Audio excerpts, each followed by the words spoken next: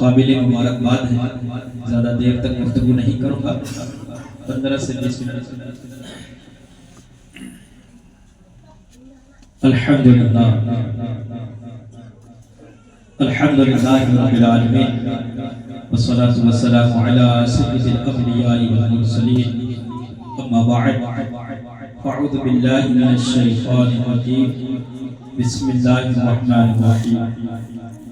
قال اللہ تبارک و تعالی فی القرآن المجید و فرقان حمید و برہان رشید. لقد كان لكم في رسول الله أسوة حسنة. صدق الله العظيم وصدق رسوله النبي الأمين الكريم ونحن على ذلك لمن الشاهدين والشاكرين. الحمد لله رب العالمين. حضرات بڑی خاموشی کے ساتھ آپ لوگ سن رہے ہیں. شاید کہتا ہے کہ مجاز وقت کا موسم بدلنے لگتا ہے. بول دیجئے محبت سے. مجاز وقت کا موسم بدلنے لگتا ہے. اندھیرا کاٹ کر سورج نکلنے لگتا ہے. اندھیرا کاٹ کر سورج نکلنے لگتا ہے. یہ کیسے لوگ ہیں جو خاموش بیٹھے ہیں؟ یہ کیسے لوگ ہیں جو خاموش بیٹھے ہیں؟ نبی کے ذکر سے تو پتھر پگھلنے لگتے ہیں. نبی کے ذکر سے پتھر پگھلنے لگتے ہیں. حضرات محبت سے بول دیجئے سبحان اللہ. سبحان اللہ. ایسا لگے کہ ہم لوگ بیدار ہیں اور محفل پاک میں بیٹھے ہوئے ہیں. اور یہ کوئی عام محفل نہیں ہے. یہ کسی دنیا دار کی محفل نہیں بلکہ احمد مختار کی محفل ہے. اور بہت ہی بابرکت محفل ہے جس محفل میں ہم بیٹھے ہیں. حضرات آئیے مل کر کے درود پاک پڑھتے ہیں. اللہم سجایا سیدنا مولانا محمد معدن الجود والکرم وآلہ وآلہ وسلم. صلاۃ و سلام علیک یا رسول اللہ صلی اللہ تعالی علیہ وسلم. حضرات یہ محفل میلاد ہے اور آپ محفل میلاد میں جائیں یا جلسے میں جائیں یا جلوس میں جائیں, اگر آپ کہیں پر ہیں یا مسجد میں ہیں تو آپ کو جو ہے درود پاک پڑھنے کو کہا جاتا ہے. آپ کو بار بار یہ کہا جاتا ہے کہ درود پاک پڑھیے. اور کیوں کہا جاتا ہے؟ درود پاک پڑھنے پر اتنا فورس کیوں کیا جاتا ہے؟ درود پاک پڑھنے کی فضیلت کیا ہے؟ اس کی اہمیت کیا ہے؟ اور ہمیں کیوں بار بار کہا جاتا ہے؟ درود پاک پڑھنے کو کیوں کہا جاتا ہے؟ اس کی فضیلت کتنی ہے؟ آئیے اس حدیث پاک سے آپ اندازہ لگائیے کہ درود پاک پڑھنے کی اہمیت کتنی ہے. درود پاک پڑھنے کی اہمیت کتنی ہے اس حدیث پاک سے اندازہ لگائیے. ایک فرشتہ جو ہے میرے نبی کی بارگاہ میں حاضر ہوتا ہے. ایک فرشتہ میرے نبی کی بارگاہ میں حاضر ہوتا ہے. سرکار کی بارگاہ میں ایک فرشتہ حاضر ہوتا ہے اور کہتا ہے یا رسول اللہ میں پہلی مرتبہ روئے زمین پہ تشریف لایا. کیا کہتا ہے؟ پہلی مرتبہ روئے زمین پہ تشریف لایا اور وہ بھی ایسے نہیں آیا, اپنے آپ نہیں آیا بلکہ رب تبارک و تعالی سے اجازت لے کر کے آپ کی بارگاہ میں آیا. ایسے نہیں, رب تبارک و تعالی کی بارگاہ سے اجازت لے کر کے آپ کی بارگاہ میں آیا اور وہ بھی پہلی مرتبہ آیا ہوں آپ کی بارگاہ میں. جب فرشتہ کہتا ہے یا رسول اللہ پہلی مرتبہ آپ کی بارگاہ میں آیا ہوں, میرے مصطفیٰ کریم فرماتے ہیں کہ کیوں آئے ہو؟ کیوں آئے ہو؟ وہ کہتا ہے یا رسول اللہ میں آیا نہیں ہوں, اجازت لے کر کے آیا ہوں اور اس لیے آیا ہوں تاکہ آپ پر درود و سلام پڑھوں. تاکہ آپ پر درود و سلام پڑھوں. میرے مصطفیٰ فرماتے ہیں درود و سلام کے علاوہ کوئی اور بھی کام کرتے ہو؟ وہ فرشتہ عرض کرتا ہے نبی کی بارگاہ میں, کہتا ہے یا رسول اللہ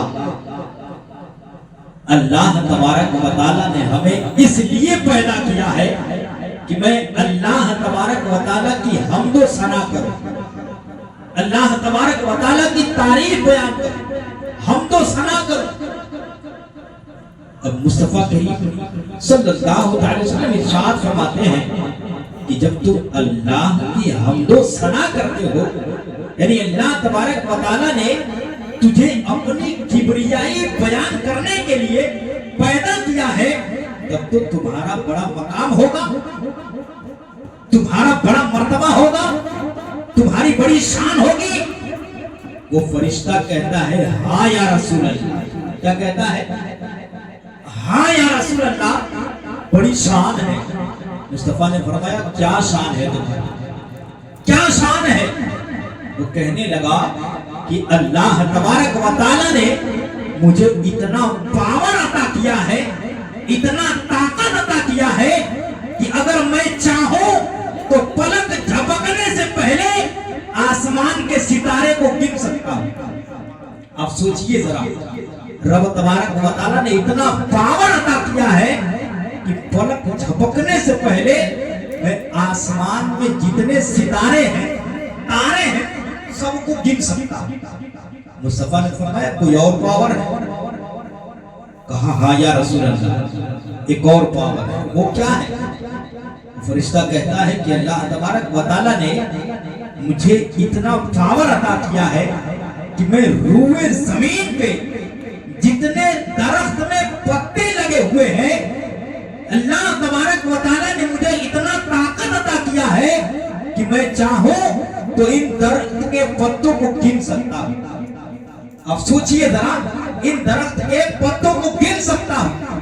تو پھر وہ فرشتہ کہتا ہے کہ اللہ تبارک و تعالیٰ نے مجھے اتنا پاور دیا ہے کہ میں چاہوں تو زمین پہ جتنے ذرات ہیں، ریت کے جتنے ذرات ہیں، روئے زمین پہ جتنے ذرات ہیں، میں اس کو گننے کی طاقت رکھتا ہوں۔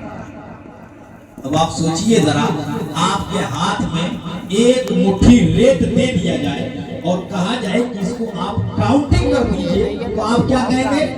مولانا ہم سے نہیں ہو پائے گا، نہیں گن پائیں گے۔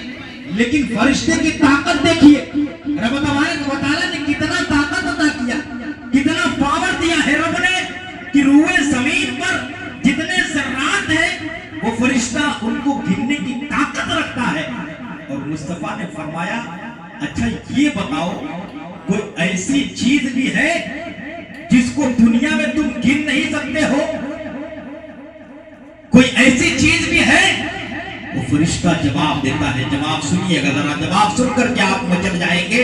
وہ فرشتہ کہتا ہے یا رسول اللہ، جب آپ کا امتی آپ پر درود پڑھتا ہے تو اللہ تبارک و تعالیٰ اتنا ثواب عطا کرتا ہے کہ میں اس ثواب کو گن نہیں سکتا۔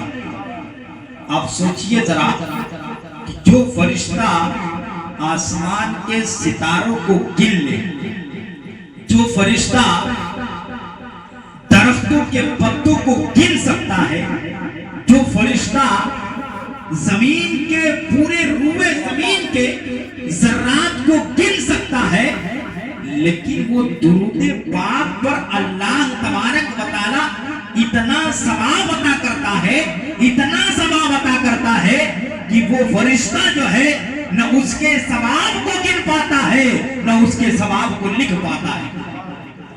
یہ ہے درود پاک پڑھنے کی فضیلت۔ اسی لیے ہمیں جو ہے بڑے سے بڑا مقرر آئے، بڑے سے بڑا محدث آئے، بڑے سے بڑا مفکر آئے، تو وہ بھی آپ کو اپنا تقریر شروع کرنے سے پہلے آپ سے یہی کہتا ہے کہ درود پاک پڑھ لیجیے۔ آئیے مل کر کے درود پاک پڑھیے۔ اللہم صلی علی سیدنا محمد معدن الکرم وآلہ وآلہ وسلم، صلاۃ و سلام علیکہ یا رسول اللہ صلی اللہ تعالی علیہ وسلم۔ حضرات، صاحب خانہ نے اس محفل کو عقیقے کے حوالے سے رچایا اور بسایا ہے۔ عقیقہ کیوں کرایا جاتا ہے؟ انسان جب عقیقہ کراتا ہے،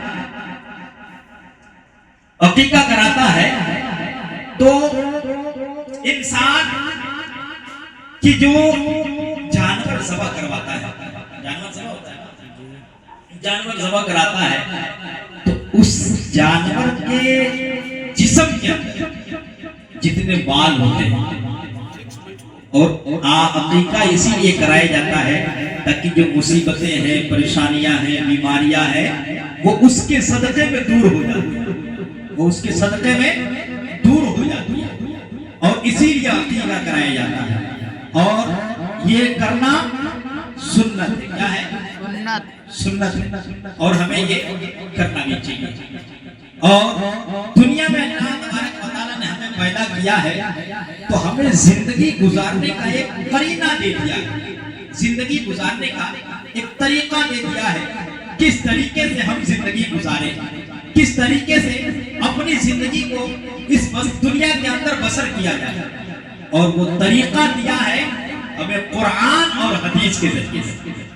اگر ہم قرآن و حدیث پہ عمل کرتے ہیں تو انسان دنیا میں بھی کامیاب ہوگا اور عقبہ میں بھی کامیاب ہوگا، لیکن شرط یہ ہے کہ پہلے ہم قرآن و حدیث پہ عمل کریں۔ اور رب تبارک و تعالیٰ نے ہمیں کیوں پیدا کیا ہے؟ اب سوچئے ذرا، ہر انسان جانتا ہے، ہر انسان یہ آیت سنتے رہتا ہے کہ وَمَا خَلَقْتُ الْجِنَّ وَالْإِنسَ إِلَّا لِيَعْبُدُونِ، کہ میں نے جنات اور انسان کو اپنی عبادت کے لیے بنایا ہے، اپنی بندگی کے لیے بنایا ہے۔ اور یقیناً دنیا میں اگر ہم اللہ کی بندگی کریں گے، دنیا میں اگر اللہ کی عبادت کریں گے، اگر ہم دنیا کے اندر اللہ کی بندگی کرتے ہیں، اس کے حکم پہ عمل کرتے ہیں، اس کے حکم پر چلتے ہیں، تو یقیناً ہم دنیا میں بھی کامیاب ہوں گے اور آخرت میں بھی کامیاب ہوں گے۔ لیکن شرط یہ ہے کہ پہلے ہم دنیا کے اندر اللہ کی بندگی کریں۔ بندگی کیسے کریں گے؟ نمازیں چھوڑ کر کے، یہی نا بھائی، یہی نا بندگی کا نام ہے۔ ورنہ آج دیکھیے ہماری مسجدیں ویران ہے، نمازیں چھوڑ کر اسی کو بندگی کہا جاتا ہے۔ نمازیں چھوڑ کر کے، چھوڑیے نا، نہیں، نمازیں پڑھ کر کے اس کو بندگی کہا جاتا ہے۔ اور رب کی بارگاہ میں ہمیں سر جھکانا ہے، اور یقیناً آپ اگر رب کی بارگاہ میں سر جھکائیں گے، اگر آپ کا سر رب کی بارگاہ میں جھکتا ہے تو کسی دنیا دار کے سامنے نہیں جھکے گا۔ شرط یہ ہے کہ پہلے ہم جو ہے اپنے آپ کو بدلیں اور اپنے سر کو وہاں جھکائے جو تمام بادشاہوں کا بھی بادشاہ رب تبارک و تعالیٰ ہے۔ اور جب ہم اس کی بارگاہ میں اپنا سر جھکائیں گے تو یقیناً رب تبارک و تعالیٰ ہمارے سجدوں کو دیکھے گا کہ میرا بندہ جو ہے مجھے راضی کرنے کے لیے رات کے اندھیرے میں میری بارگاہ میں سر کو جھکائے ہوئے ہے اور آنسو بہا رہا ہے۔ اللہ اکبر! جب انسان رب کی بارگاہ میں آنسو بہائے گا، یقیناً رب تبارک و تعالیٰ وہ دیکھتا ہے کہ میرا بندہ جو ہے مجھے صرف راضی کرنے کے لیے میری بارگاہ میں رو رہا ہے۔ اور یقیناً جب ہم رب کی بارگاہ میں روئیں گے تو پھر ہمارا کام رب کی بارگاہ سے ہو جائے گا، رب کی بارگاہ سے ہوگا۔ کب؟ جب ہم رب کی بارگاہ میں ایک قطرہ، کم سے کم 2 قطرہ آپ رب کی بارگاہ میں گرائیں آپ، اور رب کی بارگاہ میں یقیناً اگر آپ آنسو بہاتے ہیں، اللہ تبارک و تعالیٰ ہماری ان سجدوں کو، ہماری عبادتوں کو قبول فرمائے گا اور ہمیں دنیا میں بھی کامیاب رکھے گا اور آخرت میں بھی کامیاب رکھے گا۔ اللہ کی بارگاہ میں دعا ہے کہ ہمیں کہنے سے زیادہ عمل کرنے کی توفیق عطا فرمائے۔ زیادہ گفتگو لمبا چوڑا کرنے سے کوئی فائدہ نہیں ہے، ایک ہی بات ہو، اگر وہی عمل ہو جائے تو یقیناً دنیا بھی سنور جائے گی اور آخرت بھی سنور جائے گی۔ اللہ تبارک و تعالیٰ ہمیں رب کی بندگی کرنے کی توفیق عطا فرمائے، رب کی عبادت کرنے کی توفیق عطا فرمائے۔ آخر دعوانا الحمدللہ رب العالمین۔ کھڑے ہو جائیے، صلی اللہ علیہ وسلم دوسرے